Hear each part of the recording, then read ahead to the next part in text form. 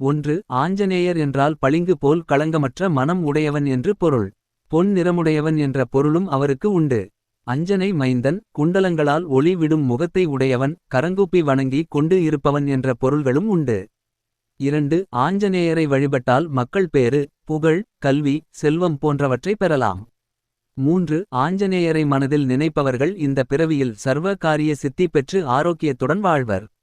மறுபிறவியில் ராமன் அருளால் முக்தியும் அடைவார்கள்.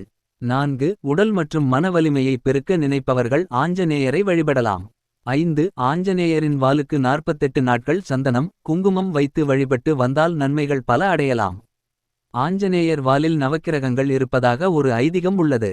6. படிப்பில் மந்தமான குழந்தைகளை ஸ்ரீ ராமஜெயம் 108 முறை அல்லது 1008 முறை எழுத வைத்து அதை மாலையாக கோர்த்து ஆஞ்சநேயருக்கு அணிவித்தால் அந்த குழந்தைகளுக்கு படிப்பில் ஆர்வம் அதிகரிக்கும்.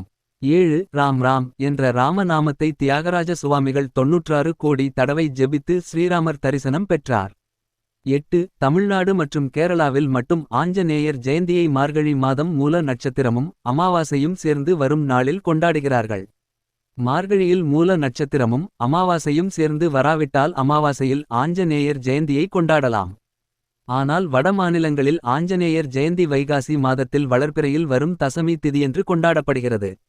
9. ஆஞ்சநேயருக்கு நைஷ்டிக பிரம்மசாரி என்ற ஒரு பெயரும் உண்டு. அவர் பிரம்மச்சாரி என்றாலும் பெண்களும் அவரை வழிபடலாம். 10. ஆஞ்சநேயருக்கு சிறிய திருவடி என்ற சிறப்பு பெயர் உண்டு.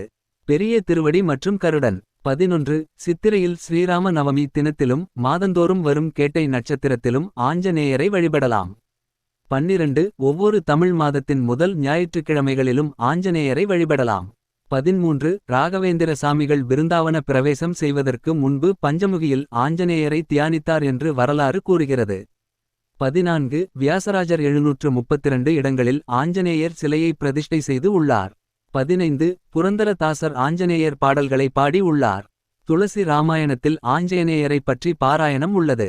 16. சுந்தர காண்டத்தில் ஆஞ்சநேயரின் புகழ் பற்றி குறிப்பிடப்பட்டு உள்ளது. 17. ஆஞ்சநேயர் கடலை கடந்தது, இலங்கையில் சீதையை மீட்டது. போர்க்களத்தில் சுருண்டு விழுந்த லட்சுமணன் உள்ளிட்டவர்களுக்கு மூலிகை உள்ள மலையை தூக்கி வந்து மூலிகையால் அவர்களை குணப்படுத்தியது என்று அவர் செய்த செயல்கள் அனைத்தும் வெற்றியானது. அதேபோல ஆஞ்சநேயரை வழிபட்டவர்களுக்கு அனைத்து காரியங்களிலும் ஆஞ்சநேயர் வெற்றியை கொடுப்பார். 18. ஆஞ்சநேயரை எல்லா நாட்களிலும் வழிபடலாம். 19. ஆஞ்சநேயரின் படத்தையும் ராமர் பட்டாபிஷேக படத்தையும் வீட்டின் பூஜை அறையில் வைத்து வழிபடலாம்.